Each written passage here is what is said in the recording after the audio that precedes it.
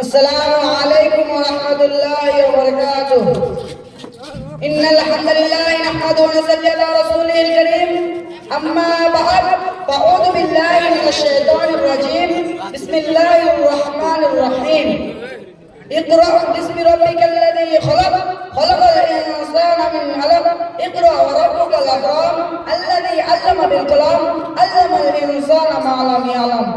وقال الشاعر علم و दौलत है जो कभी लुटती नहीं, इल्म व दौलत है जो कभी लुटती नहीं, खर्च करने से कभी घटती नहीं।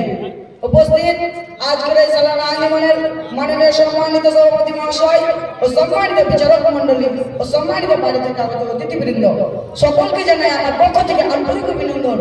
সম্মানিত উপস্থিতি, আজকে আমার বক্তব্যের বিষয়বস্তু হচ্ছে ইসলামী শিক্ষার গুরুত্ব। শিক্ষা হচ্ছে মানব জীবনের এক অমূল্য সম্পদ, যা টাকা দিয়ে কিনে পাওয়া যায় না, যা চুরি করে পাওয়া যায় না, যা ডাকাতি করে পাওয়া যায় না, যা ছিনতাই করে পাওয়া যায় না, যা মারামারি কাটাকাটি করে পাওয়া যায় না। আল্লাহ তাআলা আমাদেরকে পৃথিবীর বুকে পাঠানোর পর বলেন যে নামাজ পড়ো, বলেন যে হজ করো, বলেন যে যাকাত দাও। আল্লাহ তাআলা আমাদেরকে পৃথিবীর বুকে পাঠানোর পর সর্বপ্রথম বলেছেন যে পড়ো। আল্লাহ তাআলা সূরা রহমানের মধ্যে বলেন আর রহমান আল্লামাল কুরআন খালাকাল ইনসান আল্লামাহুল বায়ান। বড় বড় নামায় তিনি শিক্ষা দিয়েছেন কুরআন, তিনি সৃষ্টি করেছেন মানুষ, তিনি শিখিয়েছেন ভাষা। আল্লাহ তাআলা অন্যদের মধ্যে আরো বলেন সূরা জুমার কুল হাল ইয়াস্তাবিল্লাযীনা ইয়ালামুনা ওয়াল্লাযীনা লা ইয়ালামুন। আপনি বলুন যারা জানে এবং যারা জানে না তারা কি একসঙ্গে হতে পারে? অর্থাৎ যারা জ্ঞান অর্জন করলো এবং যারা জ্ঞান অর্জন করলো না তারা কি একসঙ্গে হতে পারে? যেমন চাঁদ এবং সূর্য একসঙ্গে হতে পারে না, রাত এবং দিন একসঙ্গে হতে পারে না, একজন অন্ধ ব্যক্তি এবং একজন চক্ষুমান ব্যক্তি একসঙ্গে হতে পারে না, তেমনি একজন শিক্ষিত ব্যক্তি এবং একজন অশিক্ষিত ব্যক্তি একসঙ্গে হতে পারে না। রাসূলুল্লাহ সাল্লাল্লাহু আলাইহি ওয়াসাল্লাম একটি হাদিসের মধ্যে বলেন আন আনাস ইবনে মালিক قال قال رسول الله صلى الله عليه وسلم طلب العلم فريضة على كل مسلمين।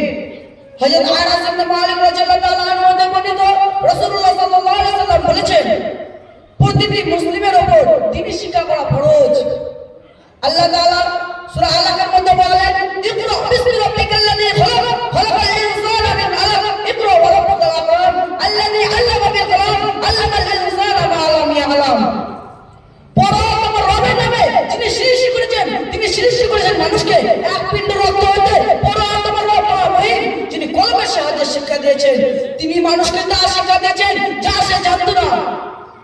আল্লাহ তাআলা পবিত্র কোরআন মাজিদের মধ্যে আরো উল্লেখ করেন সূরা ফাতির ইন্নামা ইয়াসাল্লাহু মিন ইবাদিল উলামা ইন্নাল্লাহা আজিজুল গফুর। বান্দাদের মধ্যে কি বলবে তোরা আল্লাহকে ভয় করে, নিশ্চয় আল্লাহ মহা ক্ষমতাবান ও পরম ক্ষমাশীল।